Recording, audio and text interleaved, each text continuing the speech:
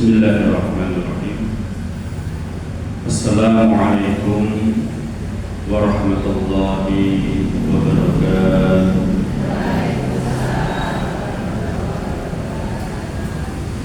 Alhamdulillahi rabbil alamin. Wa bihi nasta'inuhu ala umuri dunya waddin. Wassalatu wassalamu ala asrofil anbiya wal mursalin wa ala alihi wa sahbihi ajma'in, amma ba'du.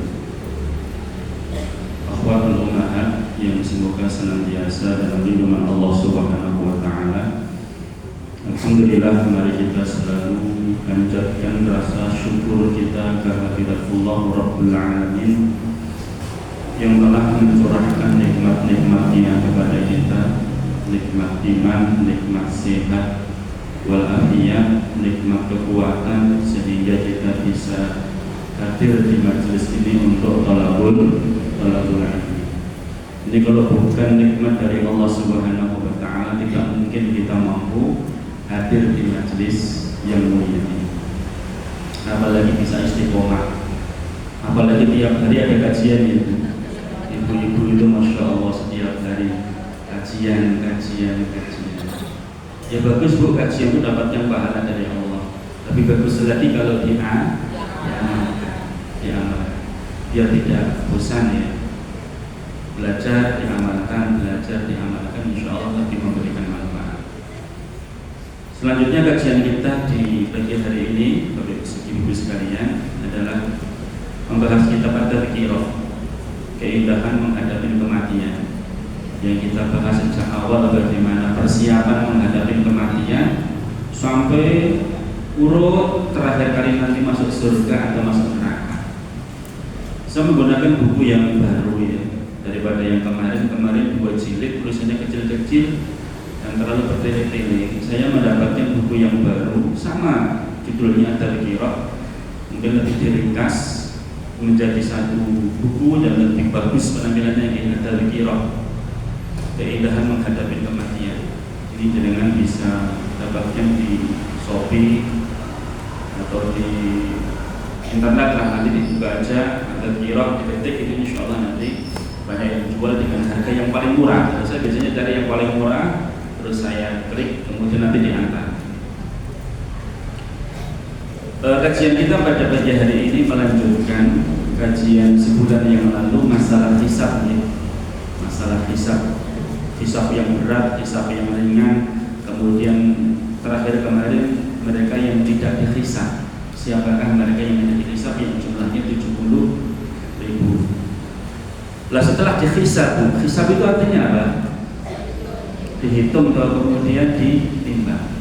Amal yang telah kita kerjakan itu akan ditimbang oleh Allah Subhanahu wa taala.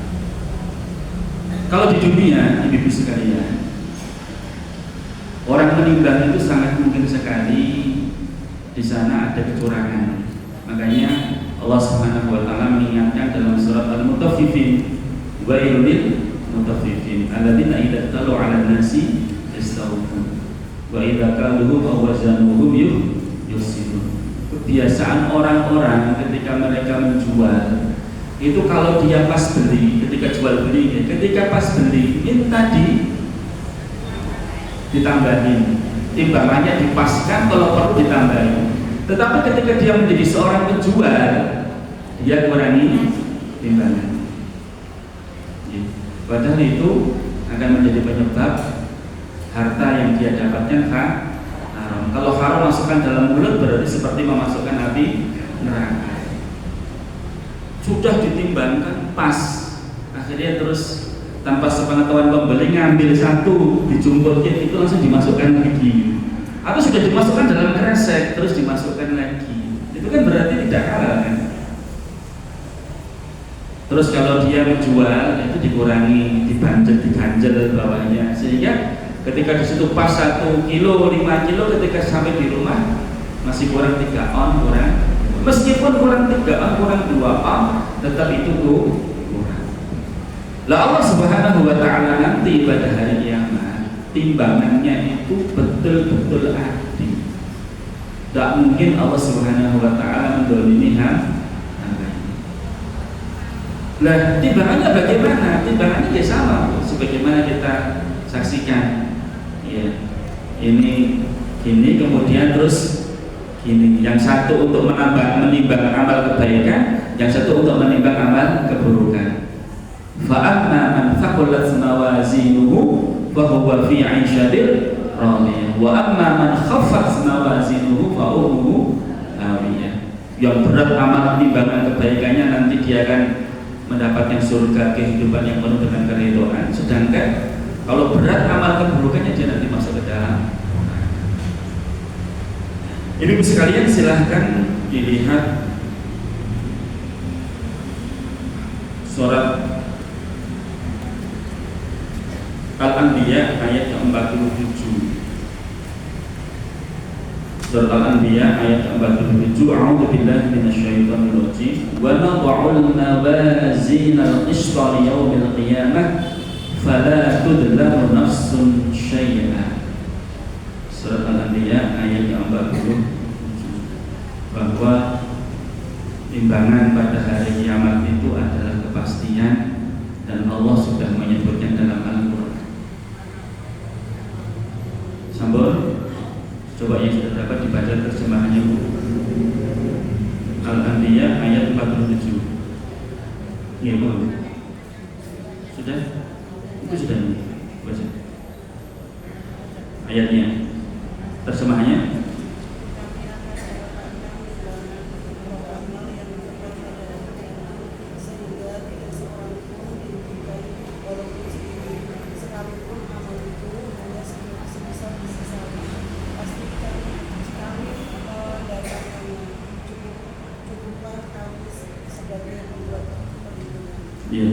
Wanadul mawazinal qista liyaumil qiyamah, dan kami akan memasang timbangan yang tepat pada hari kiamat. Fala tudlamu nafsun syai'a, maka tidak seorang pun dizalimi, dirugikan barang sedikit pun, meskipun hanya sekedar sebiji sapi, itu akan diberi balasan oleh Allah Subhanahu wa taala. Jadi sekalian setelah dihisab, hisab itu artinya apa, Bu? Dihitung ya. Setelah dihitung, dihisab itu untuk litakriril amal, menunjukkan loh, ini amal kamu toh betul ya Allah. Sekarang mari kita buktikan dengan ditimbang. Oh ternyata betul, setelah dihisab itu ternyata amal kebaikannya itu lebih banyak, maka nanti dibuktikan dengan timbangan. Oh setelah ditimbang memang betul amal kebaikan kamu lebih banyak daripada amal keburukan kamu. Maka sekalipun Allah tidak akan berbuat zalim kepada kamu. Kalau di dunia penuh dengan kezaliman, nggak salah disalahkan, nggak salah dipukulin, semuanya dipukulin dulu, setelah itu ya nanti minta maaf. Ya, masih mending minta maaf, nggak diminta maaf dicol kayak begitu saja. Kemarin ada yang dipukulin kan itu sampai wajahnya itu sudah darah-darah, dimasukkan ke hati itu, ternyata salah tanggal, ternyata salah tanggal. Itu kan yang kasus ada beberapa ikhwah yang mereka ngelemparin bom molotov kafe 23 ya, tempat penjual miras itu kan. Ternyata pelakunya bukan dia. Di dunia itu penuh dengan ketidakadilan, ya, yang justru sebenarnya dia berhak masukkan dalam penjara, tetapi dia bisa tinggal kampung. Tetapi mereka yang tidak salah malah justru kadang-kadang masuk penjara. Setelah bertahun-tahun di penjara baru dibuktikan ternyata tidak salah. Itu gimana caranya? Minta maafnya. Kalau nanti dia tidak ridho sampai hari kiamat, nanti pada hari kiamat diadakan kisos. Ibu sekalian, di dalam surat Al-Qari'ah ayat 69 sudah kita hafal semuanya di Al-Qari'ah ayat 6 sampai 9. Fa'amma man thaqulat mawazinuhu fahuwa fi 'ishatin radiyah wa amma man khaffat mawazinuhu fa ummuhu hawiyah. Dan barang siapa yang amal kebaikannya, timbangan amal kebaikannya lebih berat, maka dia berada dalam kehidupan yang menyenangkan. Kehidupan yang menyenangkan itu di mana, Bu? Di di surga. Sedangkan orang-orang yang ringan timbangan amal kebaikannya, ringan berarti lebih berat amal keburukannya, maka tempatnya adalah di neraka hawiyah. Ya. Maka Bapak Ibu sekalian, sebagai muhasabah bagi kita, bagaimana sisa hidup kita di dunia ini betul-betul bisa memberatkan amal timbangan kita pada hari kiamat. Karena jasa pahala yang akan kita dapatkan itu ya sesuai dengan perbuatan kita ketika di dunia, sekecil apapun. Apalagi sampai amal kebaikan tersebut dianggap besar oleh Allah Subhanahu wa Ta'ala. Ibu sekalian, semua manusia akan dihisab, semua manusia akan ditimbang amalnya oleh Allah, meskipun ada pengecualian. Di antara dikecualikan yang kemarin yang masuk surga tanpa hisab, para syuhada yang meninggal demi jihad, itu mereka tidak perlu dihisab, tidak perlu dihisab, tidak perlu melewati sirat, langsung masuk surga. Tapi yang lain mereka semua akan melewati hisab, mereka akan ditimbang amal-amal yang telah mereka kerjakan di dunia. Dan termasuk orang kafir, Ustaz. Orang kafir pun juga sama. Loh, bukankah mereka tidak punya amal kebaikan? Kira-kira orang kafir ditimbang nggak? Orang kafir itu amalnya nggak diterima ya. Amalnya tidak akan diterima oleh Allah Subhanahu wa Ta'ala. Berarti yang ada kan cuma kebaikan-kebaikan, yang ada kan cuma keburukan-keburukan, kejahatan-kejahatan, dosa-dosa kan. Terus masa ditimbang ya jelas lebih berat amal keburukan mereka. Ada dua pendapat, ada yang mengatakan memang mereka juga ditimbang, tetapi tidak ada sedikit pun amal baik yang mereka miliki. Ya, sebagai seorang muslim kita yakin itu bahwa yang diterima amal solehnya itu hanya orang-orang yang beriman. Innalladzina amanu wa amilus sholihat, orang-orang yang beriman dan melaksanakan amal soleh, itu yang diterima amal mereka. Kalau amal itu sebaik apapun tetapi tidak beriman kepada Allah, tidak ada manfaatnya. Atau orang yang beriman tetapi tidak melaksanakan amal saleh, ya nanti nggak punya pemberat amal timbangan. Makanya syarat amal itu dikatakan saleh dan diterima oleh Allah Subhanahu wa Ta'ala itu harus didasari dengan keimanan. Man 'amila shalihan min dzakarin aw untha wa huwa mu'minun falanuhyiyannahu hayatan thayyibah. Barang siapa yang melaksanakan amal saleh laki-laki maupun perempuan dalam keadaan beriman, maka Allah Subhanahu wa Ta'ala akan memberikan kehidupan yang baik. Itu bagi orang-orang yang beriman. Wa huwa mu'minun, bagi orang-orang yang beriman. Sedangkan amalnya orang-orang kafir. Wa qadimna ila ma 'amilu min 'amalin faj'alnahu haba'an manthura. Kami persembahkan amalnya orang-orang kafir itu di hadapan Allah, ternyata amal itu seperti debu yang berterbangan. Enggak ada manfaatnya sama sekali. Makanya sering saya sampaikan di hadapan orang-orang awam, ibu-ibu yang baru pengajian, baru ikutin pengajian di awal-awal itu, agar mereka semangat di dalam berpegang teguh dengan dinul Islam dan juga semangat di dalam melaksanakan amal saleh. Itu kita misalkan bahwa iman itu nilainya 1, sedangkan amal itu 0,00. Kalau 0 ini Bu, kosong ini dijajar jumlahnya 10, nilainya berapa? 0 ini dijajar nilai jumlahnya 10, nilainya berapa? 100, 1000. Tapi kalau ada angka 1 terus di depannya ada 01, berapa Bu? 10. Nilai 10 dengan 0 yang jumlahnya 100 saja itu lebih banyak mana Bu? 10. Kalau kita balik 0, 1, 100, 1000, 10.000, 100.000, 1 juta, 1 miliar itu amal ini ada nilainya kalau ada angka 1. Ya angka 1 inilah iman. Kalau orang tidak beriman kepada Allah Subhanahu wa Ta'ala, berapapun kebaikan yang dia kerjakan ya tidak ada manfaatnya.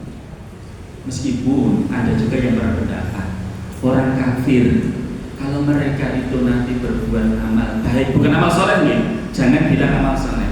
Kalau berbuat amal baik itu juga ada manfaatnya.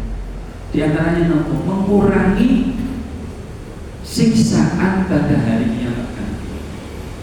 Nah, mereka berpendapat dengan siapa? Pamanipun Rasulullah Sallallahu Alaihi Wasallam. Sinten Bu? Abu Thalib. Abu Thalib itu mati dalam keadaan kekafiran, itu belum beriman. Ya, ketika dia dalam keadaan sakit, didatangi sama Rasulullah, ya Ammi, qul la ilaha illallah, ucapkan kalimat la ilaha illallah. Dengan kalimat ini nanti akan menjadi hujah di hadapan Allah, kamu sudah muslim, kamu akan dimasukkan ke dalam surga. Dan Abu Thalib itu juga pengen yang mengucapkan la ilaha illallah.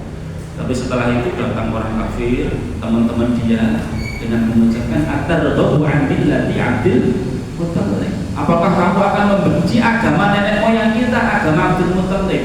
Kamu ngikutin keponakanmu Muhammad tadi? Sudah, jangan. Tetap ayo kita berpegang teguh dengan agama nenek moyang kita. Maka kemudian dalam hadis tersebut disebutkan famata ala millati Abdul Muttalib. Maka akhirnya pamannya meninggal dalam keadaan kafir di atas agamanya Abdul Muttalib yang menyembah berhala. Tetapi Bapak Ibu sekalian, pada hari kiamat nanti Abu Thalib ini yang mendapatkan keringanan azab di akhirat.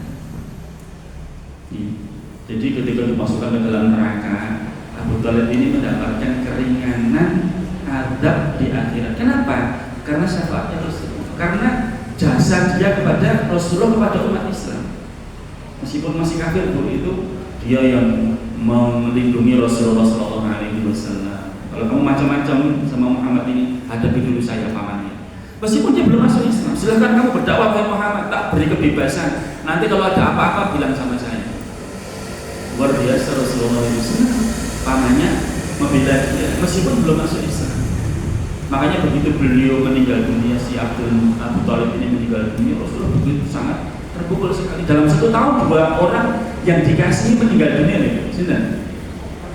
Khadijah sama Abu, maka disebut dengan Amul Huzn, tahun duka cita.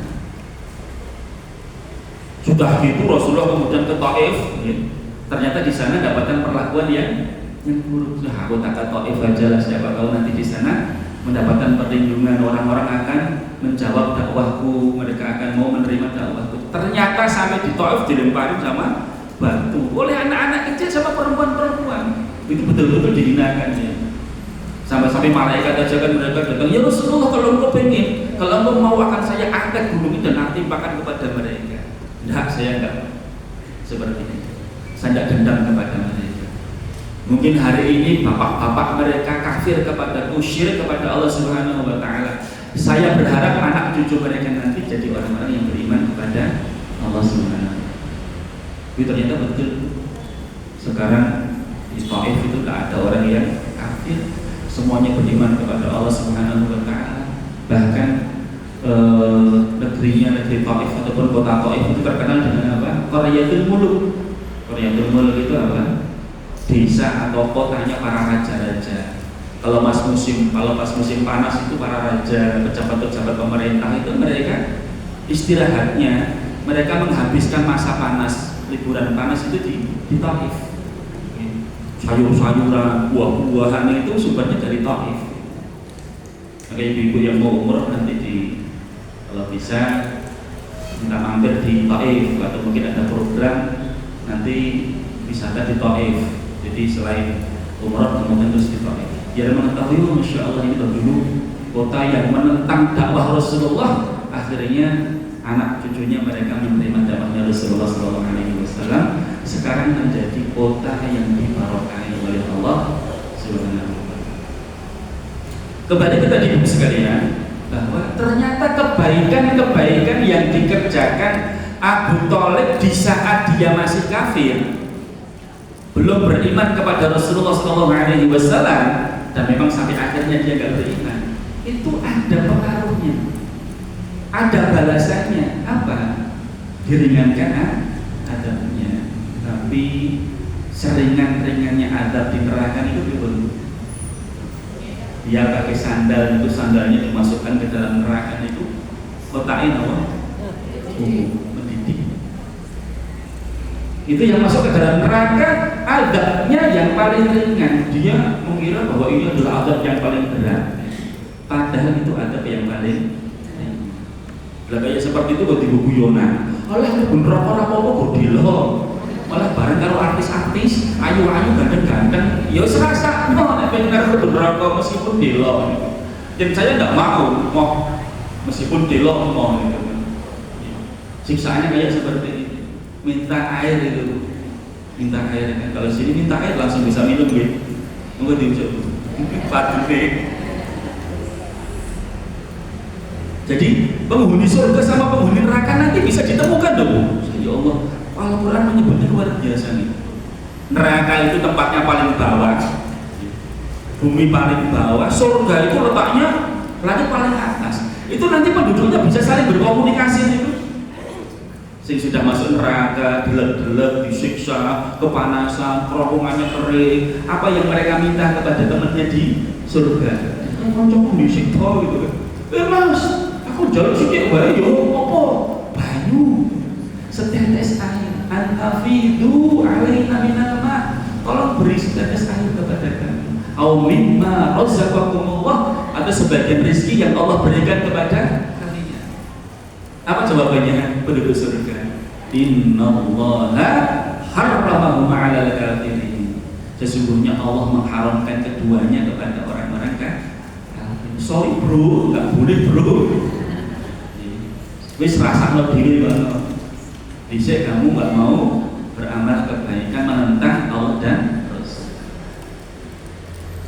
Mereka kehausan minta air, diberi apa? Nanah sama darah. Bagi para peminum khamr, mereka yang suka minum minuman keras, minum khamr, diberi apa? Dalam sebuah riwayat disebutkan tinatul khibar, itu air keringat yang keluar dari tubuhnya penghuni neraka. Tapi di dalam riwayat yang lain disebutkan oleh Imam Ad-Dhahabi, Nahrul Ghutah. Nahrul Ghutah itu adalah air sungai yang mengalir. Airnya itu adalah air yang keluar dari kemaluan para pelacur yang disiksa di neraka, dan baunya itu yu'dhi alannar dirihiha. Para penduduk neraka itu mereka merasa terganggu dengan bau tersebut.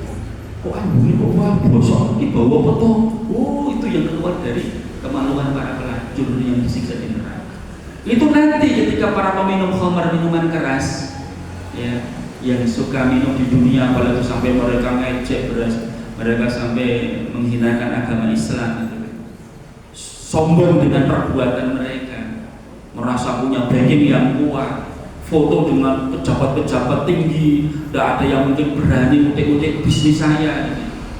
Mereka pada hari kiamat nanti ketika kehausan minta air, ya diberi tadi cairan Nahrul Ghutah tadi yang keluar dari kemaluan para pezina, dimasukkan dalam mulut mereka, berupa darah dan nanah gitu. Baunya busuk sekali. Di dunia saja kita bau busuk itu nyaman apa enggak dulu? Di rumah ini kalau ternyata ada tikus mati kan baunya kayak seperti itu. Apalagi mayat manusia mati jadi mayat, itu bau yang paling busuk itu bau bangkai manusia. Ketika terjadi tsunami di Aceh itu justru teman-teman kita FPI yang turun pertama kali bawa kantong-kantong mayat dimasukkan ke situ. Yang lainnya nggak pernah, yang lain nggak mau karena baunya luar biasa. Lah pada waktu mereka dimasukkan ke dalam neraka itu nanti penduduk neraka terganggu dengan baunya. Lah itu yang akan diberikan kepada para mudminu khamr, itu pecandu khamr. Makanya mereka rapopo neraka paling berdilo gitu. Berdilo dan neraka itu sangat berat sekali. Ibu sekalian, termasuk orang-orang kafir, mereka nanti akan dihisab dan dimizan, ditimbang amal-amal mereka. Dalilnya apa? Di dalam surat Al-Mudaththir Allah Subhanahu wa taala akan bertanya kepada orang-orang kafir. Berarti kan mereka juga dihisab gitu. Meskipun jelas yang ada cuma amal keburukan, kalau tidak ada kebaikan. Tapi mereka akan ditanya sehingga mereka sadar saat itu, kemudian menyesal terhadap apa yang dulu pernah mereka tinggalkan di dunia. Contohnya apa? Masalaqakum fi saqar. Apa kalian masuk ke dalam neraka saqar? Masalaqakum fi saqar. Qalu lam nakun minal musallin. Karena dulu kami di dunia enggak pernah sholat. Walam nakun nut'imul miskin, ada orang-orang miskin yang minta makan gak diberi makan. Wa kunna nakhudhu ma'al khaidin, dan kami sukanya cuma bercanda, bergurau ya, bersama dengan mereka orang-orang yang suka bercanda. Wa kunna nukadzibu biyaumid, dan kami mendustakan hari kiamat. Ya sudah, akhirnya kami dimasukkan ke dalam neraka.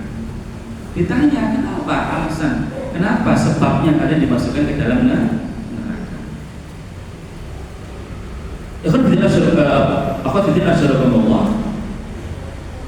Bahwa semua amal yang kita kerjakan nanti akan dihisab oleh Allah Subhanahu wa ta'ala, sekecil apapun amal tersebut. Dan yang tidak kita bayangkan nanti, ibu sekalian, ternyata yang memberatkan timbangan kita pada hari kiamat nanti adalah kalimat tauhid la ilaha illallah. Bisa baca di dalam hadis yang panjang yang termaktub di dalam kitab At-Tadhkirah ini, saya bacakan.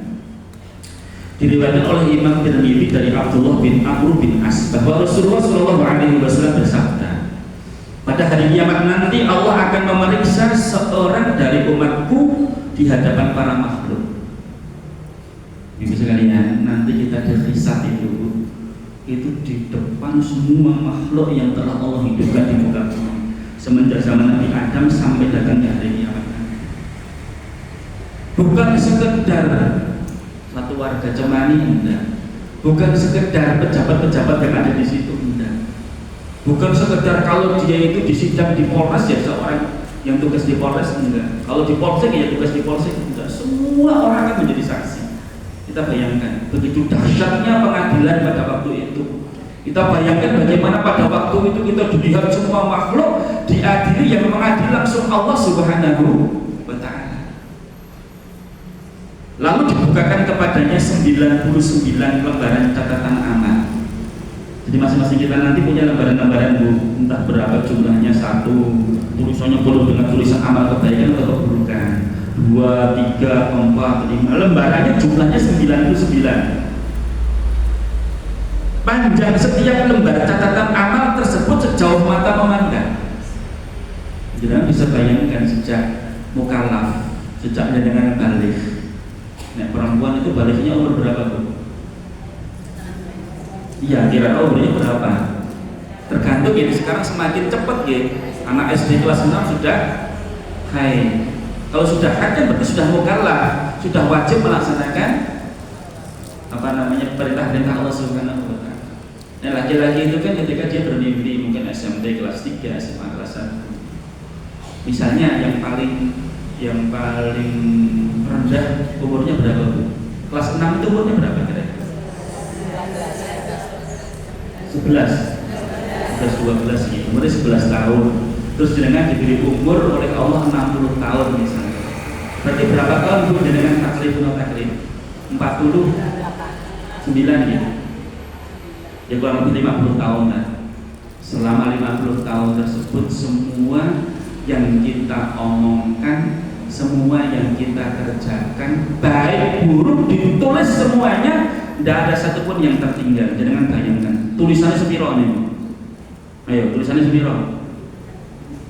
Makanya setiap satu lembar itu, Bu, sejauh mata memandang itu kalau sama memandang sampai sini cuma sampai situ toh. Tapi kalau nggak ada bangunan ini, Pak, Bu, ibu sekalian, sejauh mata memandang itu sampai akhir sana. Itu tulisannya satu lembar. Ini ada 99 lembar, semua tertulis semua ini. Lalu Allah Subhanahu wa ta'ala bertanya kepadanya, satu orang tadi, apakah ada yang kamu pungkiri dalam catatan ini? Ya Mas, lihat catatan ini, ada yang keliru enggak? Ada yang kamu ingkari enggak? Mungkin kamu enggak kerjakan tapi malaikatnya keliru ngerjakan, ditulis. Ada enggak? Ada ya Allah. Semua tertulis plek. Dia akan teringat satu persatu terhadap semua yang telah dia kerjakan semenjak mukallaf umur 11 tahun, 12 tahun sampai dia meninggal dunia. Teringat semuanya. Betul kamu di sini pernah berbuat seperti ini, betul. Kamu berbuat ini, betul. Mengucapkan seperti ini, betul. Berduaan kemudian riba, rasanya tonggomu, betul gitu. berlima ghibah, betul ya Allah. Tertulis semuanya di sini. Tidak ada yang keliru ya, tidak ada ya Allah. Apakah para malaikatku yang mengawasimu melakukan kezaliman terhadap kamu? Kebaikan ditulis dosa, dosa tulis kebaikan. Tidak ya Allah. Semua malaikat tidak ada yang terlena, tidak ada yang tidur. Semua nulis persis sebagaimana yang aku kerjakan, yang aku ucapkan. Apakah kamu punya alasan? Mungkin kamu mau ngajukan, ya Allah kemarin karena saya itu sakit ya Allah gak berangkat sholat ke masjid. Tidak ya Allah, memang itu bukan karena sakit, karena saya malas ya Allah. Kan kalau kita, terutama bapak-bapak ya kalau dengan hujan terus kan gak wajib sholat jamaah ke masjid itu. Wong adanya saja tidak hayya 'alas shalah hayya 'alal falah kan. Sallu fi rihalikum, sallu fi buyutikum. Wis do salat nang omah dhewe-dhewe. Jangan pernah dari itu kan jarang di Indonesia. Enggak. Sekali-kali lah nanti mungkin Masjid Al-Fatah ini. Sallu fi buyutikum. Salat nang omah dhewe-dhewe gitu. Rasanya masjid rapopo, udan terus, angin puting beliung. Dan apa? Itu termasuk udzur. Udzur itu kalau hujan. Tapi kalau sudah terlanjur di masjid maghrib isya, ya, atau mungkin rumahnya dekat bisa berangkat salat di masjid, itu diberi rukhsah boleh menjamak dengan salat di isya. Enak. Karena di pesantren-pesantren itu malah kalau hujan tuh semangat yang kecil, kebelayu, kok nanti dijamak. Habis dijamak orang balik menang masjid, langsung turun bablas tekan subuh. Karena udah-udah kan penak tidur loh. Jadi nek udan itu malah justru semangat, tapi nek enggak udan itu oke sama kawan, ayo berangkat. Tapi kalau pas udan pada semangat dewi-dewi, soalnya kalau dijamah, bang jamah kok seneng gitu, ya nggak apa-apa, memang rukhsah dari Allah Subhanahu Wa Taala. Ada alasan kamu nggak berangkat ke masjid karena hujan, boleh meninggalkan sama. Terus apa lagi karena perutnya kebelet pipis, itu juga udah bu. Boleh ketinggalan sholat berjamaah, maka di masjid itu ada toilet, ada kakusnya. Jangan sampai cuma kamar mandi doang, nggak usah kita buat toilet, nggak usah kita buat kakus, nanti para musafir tetangga-tetangga udah buang air di sini. Ya nggak apa-apa tuh yuk, memberikan fasilitas kepada mereka, kalau mereka nggak punya juga toilet. Tinggal nanti dibersihkan kan ada marbotnya dibayar. Kenapa jaga ini nanti kalau ada jamaah datang, lu kok pengen buang air, masa anda tidak boleh buang air kemana coba? Itu bukan nggak mungkin toh, balik lagi ke sana jauh kan, sudah masuk kamar mandi, buang air di situ, terus sholat, meskipun terlambat, karena itu udzur yang diperbolehkan terlambat sholat berjamaah. Rasulullah mengatakan sholat tidak sah ketika seorang itu menahan air, buang air besar, buang air kecil.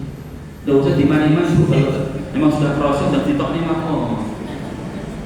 nanti jenengan itu menahan buang air besar, buang air kecil ketika sholat itu nggak khusyuk. Allahu Akbar. Malah murni. Rekaat diamet malah itu ganggu yang lain. Apalagi sholat berjamaah. Sopo mau sing entuk, sopo mau sing entuk. Akhirnya betul berarti sing entuk jamu sing metu kan mau.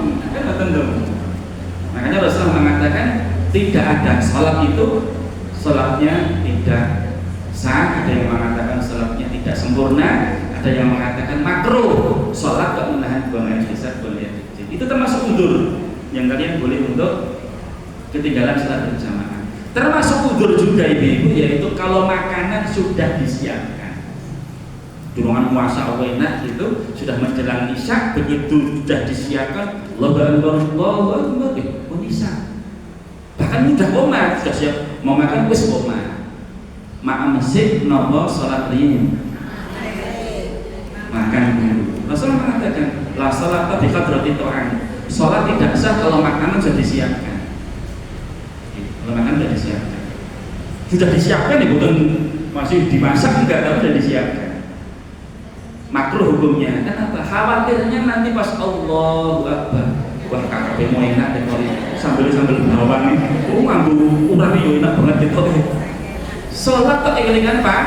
Nah, lebih baik makan kelingan sholat daripada sholat kelingan mah. Emang seperti itu. Wah, sholat kalau orang mangan, Lu hadisnya jelas kok niku. Salat itu nomor 2 toh. Nomor 1 nomor syahadat.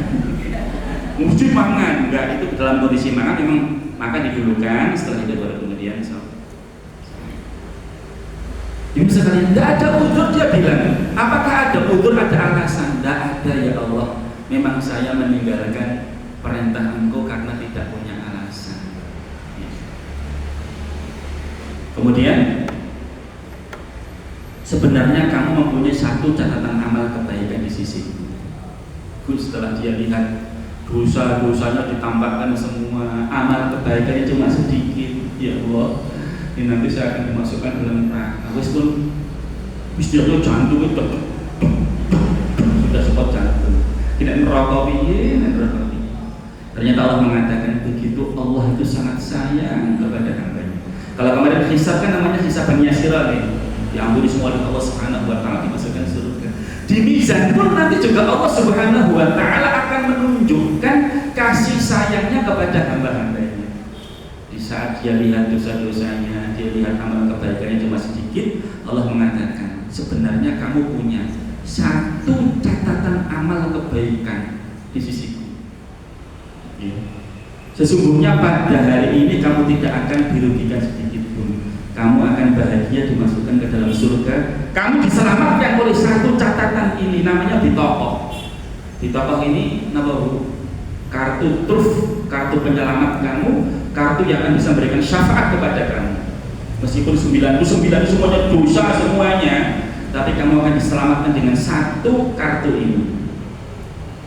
Lalu dikeluarkanlah untuknya sebuah bitokoh, sebuah kartu, sebuah catatan amal Bu, yang tulisannya asyhadu an la ilaha illallah wa asyhadu anna muhammadan rasulullah. Allah berfirman, aku hadirkan timbangan untukmu.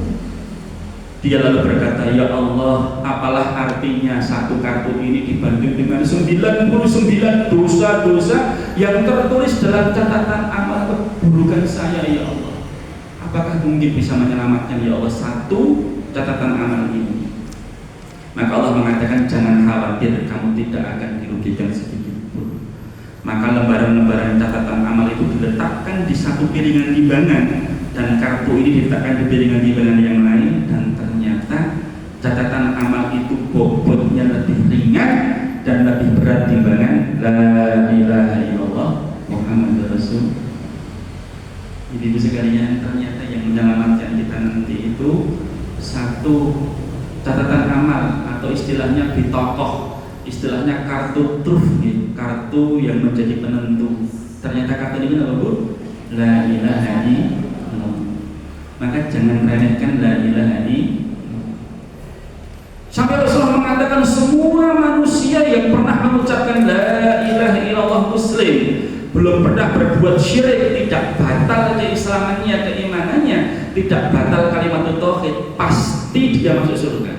Meskipun dia harus di neraka dulu, harus dibersihkan di neraka dulu, pasti dia akan dimasukkan ke dalam surga, meskipun masuk surganya terakhir kali.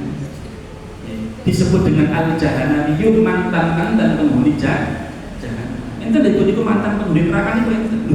Wah itu, akhirnya lebih suara tuh. Alhamdulillah bro, selamat bagi kalian.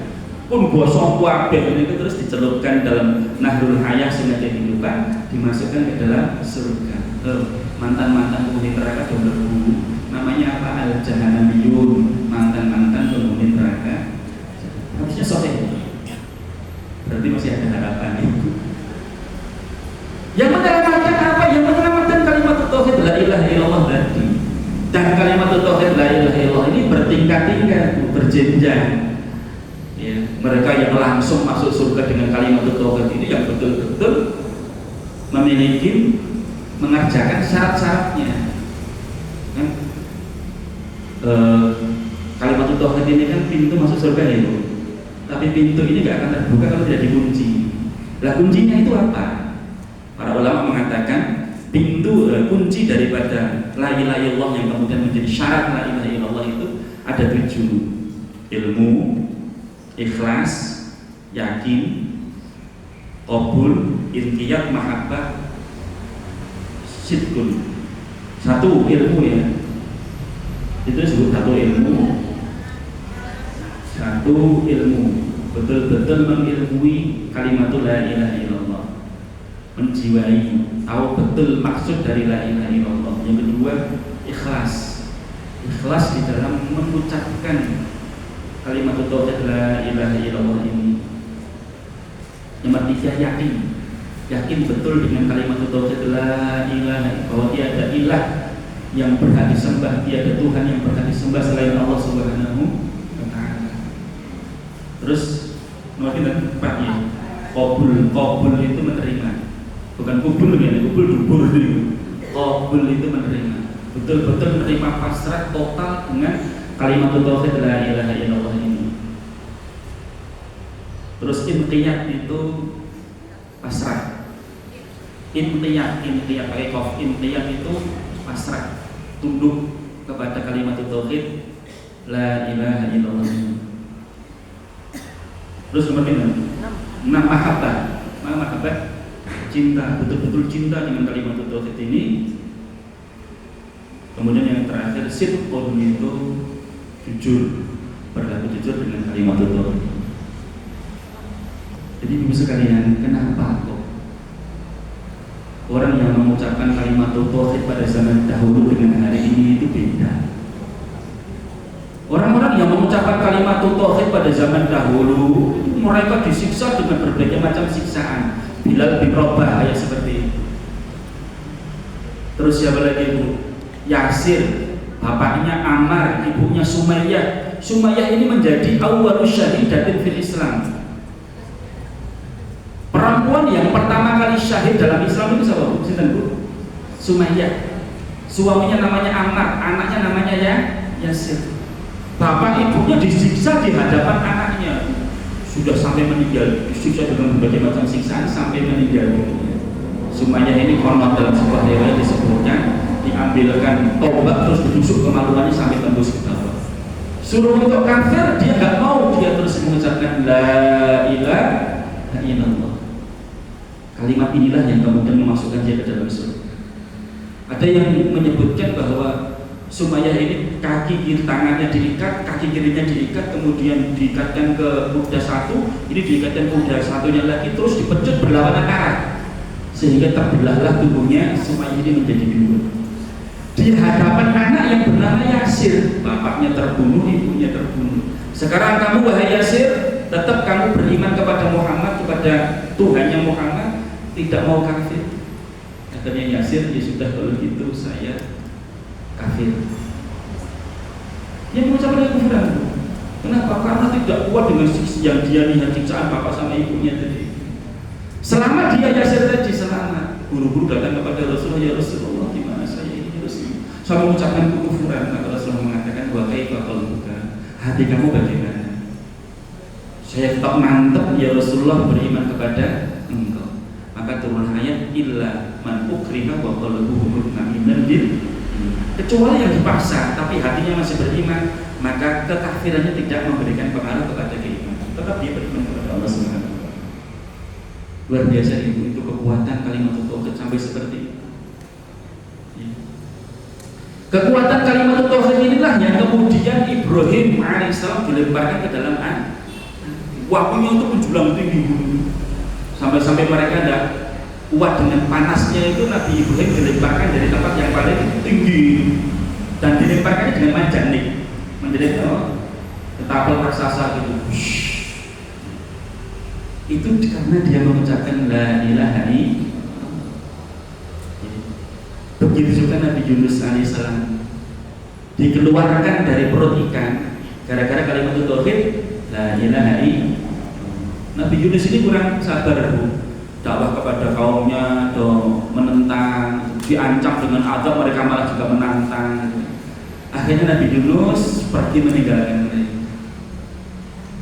Terus naik kapal kan, kapalnya oleh ini harus diundi, ternyata yang keluar Nabi Yunus. Terus akhirnya Nabi harus dilemparkan ke dalam laut. Lah kaumnya ini yang mau diadab sama Allah Subhanahu wa ta'ala, mereka taubat kepada Allah, taubat nasuh. Lah Nabi Yunus ini karena salah, kurang sabar kepada menghadapi umatnya, kemudian terus dimakan sama ikan. Kalau bukan karena rahmat Allah Subhanahu wa taala, pertolongan dari Allah sudah habis itu. Wong dia itu dikira sudah mati, kok wis mati tapi digerak-gerakkan tangan itu. Kakinya loh masih bergerak. Berarti sama masih hidup ini. Kalau kita kan jadi ngimpi waktu tak jiwit, berarti orang ngimpi gitu. Ibu sekalian, apa doa yang diucapkan Nabi Yunus ketika dalam perut ikan? Ya ini dihafalkan ya. Rasulullah mengatakan siapa yang berdoa dengan menyertakan doa ini, Allah akan ijabahi doanya. La ilaha illa anta subhanaka inni kuntu minadh dhalimin. La ilaha illa anta, tiada ilah selain Engkau ya Allah. Subhanaka, segala puji bagimu ya Allah, Maha suci Engkau ya Allah. Inni kuntu minadh dhalimin, aku termasuk orang-orang yang zalim. Ini termasuk iktiraf bidzambi. Kita mengakui dosa yang telah kita kerjakan kepada Allah Subhanahu wa taala setelah sebelumnya kita mengucapkan kalimat tauhid la ilaha illallah. Kalau doa selalu sertakan ini Bu di awalnya. La ilaha illa anta subhanaka inni kuntu minadh dhalimin. Dan ibu sekalian, doa inilah yang ketika Nabi Musa alaihissalam bertanya kepada Allah, ya Rabb alimni syai'an adzkuruka wa ad'uka. Nabi Musa pernah ngomong sama Allah, ya Allah, tolong ajarkan kepadaku sebuah kalimat yang aku bisa berzikir kepadamu dengan kalimat tersebut, dan aku berdoa kepada Allah dengan doa tersebut ya Allah. Rasulullah mengatakan qul la ilaha illallah. Wahai Musa, ucapkan la ilaha illallah. Nabi Musa mengatakan kullu ummatuka kullu ibaduka yaquluna hada. Semua orang, semua umatmu yang beriman sudah mengucapkan kata-kata ini ya Allah. Ternyata Nabi Musa pun sudah ada kalimat tauhid ya Bu. La ilaha illallah.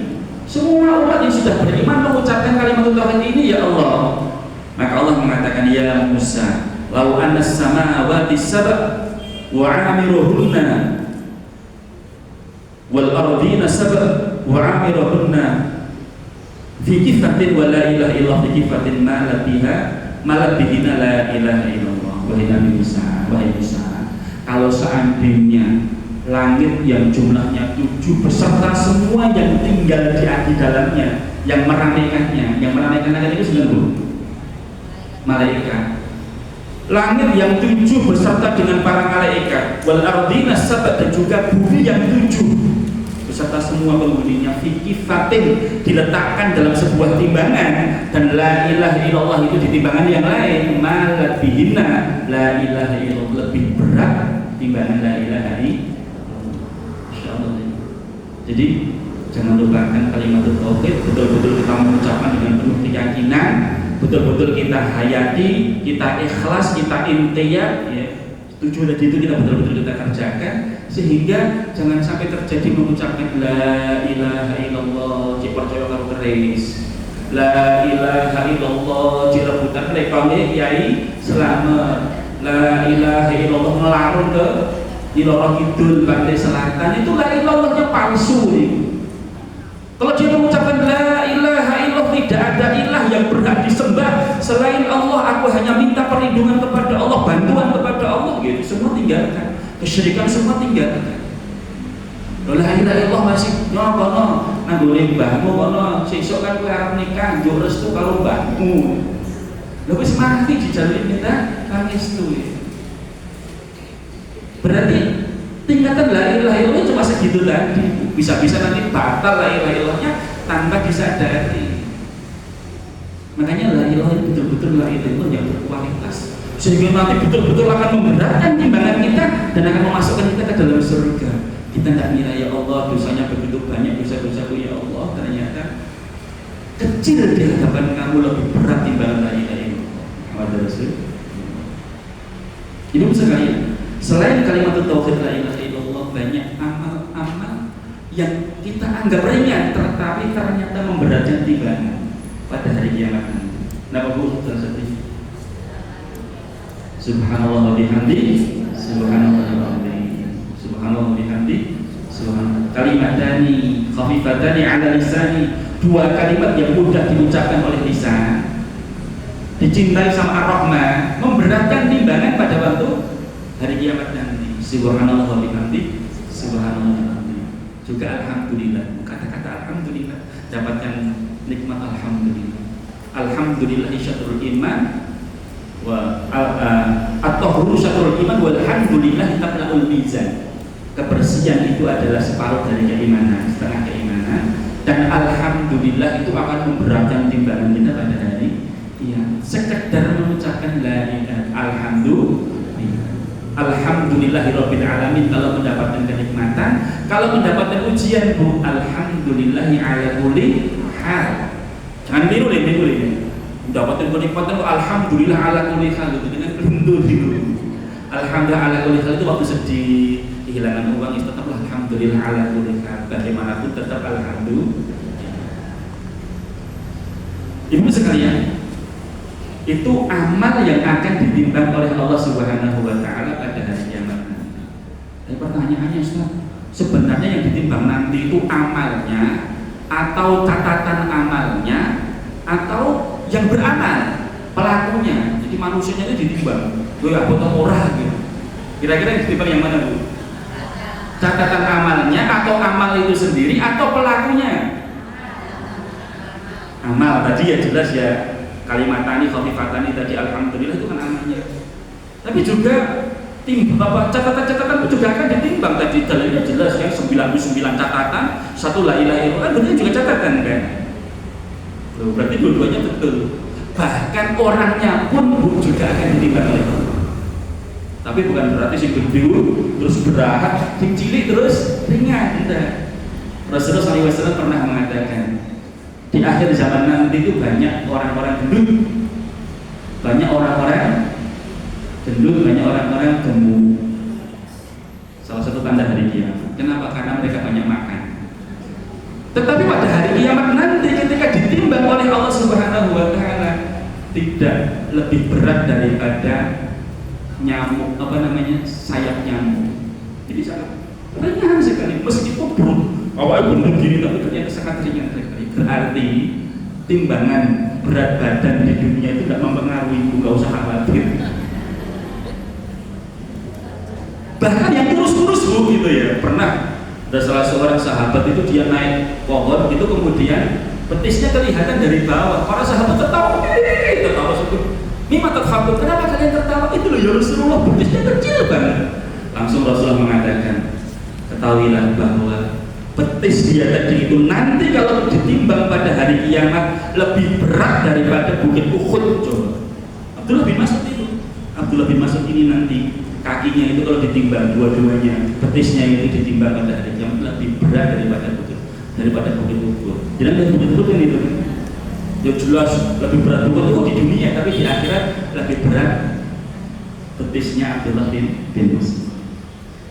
Ibu sekalian, jadi pada hari kiamat nanti oleh para ulama di dalam kitab Aqidah Thahawiyah, Syarah Aqidah Thahawiyah disebutnya bahwa yang akan ditimbang itu ya manusianya, meskipun bukan penentu berat dan ringannya tubuh mereka. Kemudian yang kedua amal saleh mereka, dan yang ketiga itu lembaran-lembaran itu juga akan ditimbang oleh Allah Subhanahu wa taala. Maka ibu sekalian, sekecil apapun, seringan apapun yang kita kerjakan hari ini mungkin tidak dianggap oleh orang lain. Siapa tahu itu nanti akan menjadi pemberat timbangan pada hari kiamat.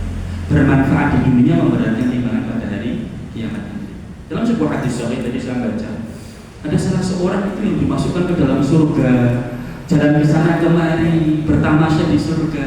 Kenapa? Apa amal yang pernah kamu kerjakan di dunia? Hanya sekedar menyingkirkan dahan yang merintangi jalan sehingga menjadikan manusia celaka. Diambil, dibersihkan. Bu, jenengan bisanya coba ngambil sepatu yang ada di situ, membersihkan kerikil yang ada di situ, biar tidak ada orang kemudian kecelakaan. Ada oli tumpah di situ, jenengan bersihkan. Siapa tahu itu nanti akan memberatkan timbangan pada hari kiamat. Saya beberapa saat yang lalu lewat jalan situ, terus mampir kalau pagi hari kan ada orang jualan ketandiran itu, bubur kacang hijau nih. Saya berhenti di situ, ada teman saya juga ikutin saya, gitu. Terus ternyata malah jajaki saya gitu. Saya perhatikan itu, dia pakai motor gede itu. Motor gede itu kan tankinya besar ya. Itu muat berapa? 1 10 literan lebih ya, 10 literan lebih itu bensinnya. Kok saya lihat dia bawa apa selang? Mas, selangnya dibawa kok mas? Ya misalnya seperti itu, selang ini akan saya gunakan nanti kalau pas di jalan ada orang yang kehabisan bensin. Coba pastikan sekedar hanya bisa untuk sampai ke pom bensin atau orang yang jualan bensin. Amalan kecil dah begitu, tapi masya Allah sangat bermanfaat sekali bagi orang yang keadaan akan berterima kasih sekali. Kan orang jarang sampai memikirkan amal seperti itu kan. Saya berbayar ini ya tak kerjakan. Siapa tahu nanti memberatkan timbangan pada hari ini. Saya habis isi kajian di tempatnya Abah Kasum, rampung setengah 10, mau pulang kok sepertinya nggak ada lauk. Saya mampir dulu di warung apa namanya Surabaya itu, ya beli nilai yang dibakar itu. Selesai saya bawa, saya nggak makan di situ, saya bawa pulang ke rumah untuk istri saya. Kaget saya ternyata ban saya itu bocor, jam setengah 10 bocor, boleh tambal bertengkutin. Saya tuntun, ya Allah, semoga ada pertolongan ya Allah. Ada seorang ikhwan nanya, Ustaz Qadri ya? Saya nggak kenal sama dia.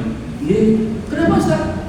Bocor mas, Masya Allah langsung dia. Tunggu Ustaz, antum tunggu di sini dulu, tak cari tambalan. Dia keliling Ustaz Solo gitu, malam hari yang ada tambalan. Lama sekali 1/4 jam baru datang. Ustaz sudah dapat tambalan Ustaz. Antum pakai motor saya, motornya biar saya tunggu. Dituntun sampai digembrok, aku jauh gitu kan. Saya dari belakang menunggu. Dari belakang itu ngawal beliau. Kan dia bawa anak-anak tak boncengkan.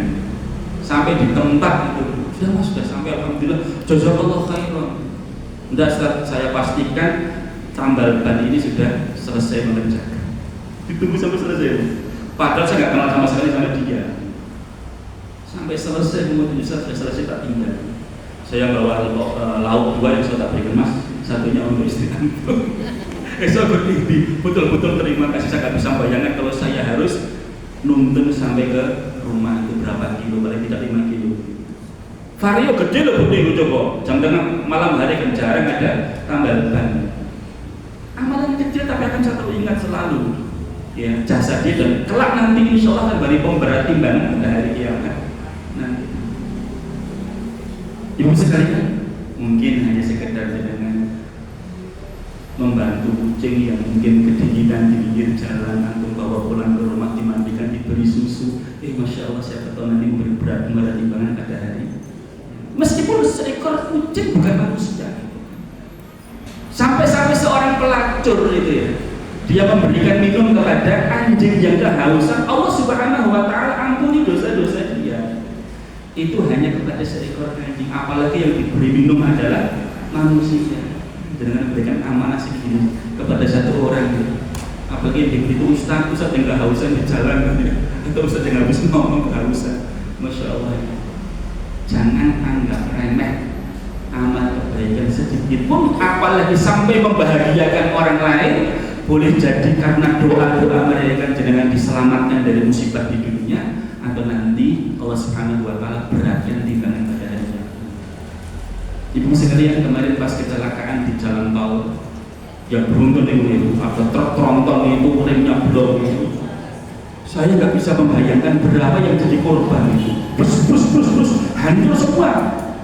Mobilnya hancur, rusak, nggak mungkin bisa dipakai lagi. Ini mesti yang mati paling tidak 10 orang. Yang meninggal cuma 1 orang tok, yang luka berat cuma 3, yang lainnya luka ringan. Tidak ada yang patah tulang. Yang patah cuma 3 orang tadi itu. Satu keluarga sihat walafiat, bahkan 1 orang sudah mau berangkat umroh, bisa datang sampai tepat waktu, sudah pesawat mau berangkat, dia langsung masuk, bisa melanjutkan perjalanan ke tanah suci. Padahal mesti celakaan itu. Ibu sekalian, Allah Subhanahu wa Ta'ala selamatkan mereka satu keluarga, boleh jadi karena amalan ringan, boleh jadi adalah amalan ringan tadi itu membahagiakan orang lain, kemudian orang lain tadi itu mendoakan yang telah berbuat baik kepadanya. Pintu langit terbuka, dan dengan sedang tidur pintu langit terbuka, kemudian Allah Subhanahu wa Ta'ala mengabulkan. Kita dalam keadaan tidur didoakan oleh sekian banyak orang yang adalah kita berbuat baik kepada mereka. Maka ibu sekalian, jangan remehkan amalan ringan, sekecil apapun, apalagi sampai membahagiakan orang lain. Karena Rasulullah mengatakan afdhalul a'mal, sebaik-baik amal itu idkhalus surur ala qalbil muslim, membahagiakan hati saudaranya muslim. Apalagi mereka yang orang-orang yang membutuhkan, orang-orang yang fakir miskin, karena banyak orang-orang fakir miskin itu mustajab. Apalagi mereka yang terdolimi, doanya orang yang terdolimi itu mustajab. Bantu mereka di saat mereka membutuhkan, di saat mereka kesulitan. Insya Allah kalau nanti kita dalam keadaan kesulitan, Allah juga akan membantu kita lewat tangan-tangan orang lain yang digerakkan hatinya oleh Allah Subhanahu wa ta'ala. Wallahu fi aunil abdi ma kana al-abdu fi auni akhihi. Allah akan selalu membantu hambanya selagi hamba tadi itu mau membantu saudara-saudaranya yang butuh bantuan darinya. Demikian alhamdulillahirabbil alamin. Semoga kajian kita tentang mizan yang akan kita alami nanti pada hari kiamat bisa semakin mendekatkan diri kita kepada Allah Subhanahu wa ta'ala, memudahkan kita untuk melaksanakan amal-amal soleh sekecil apapun yang akan memberikan kebahagiaan kepada kita di dunia ini dan kelak menjadi pemberat timbangan pada hari kiamat nanti. Demikian alhamdulillahirabbil alamin. Assalamualaikum warahmatullahi wabarakatuh.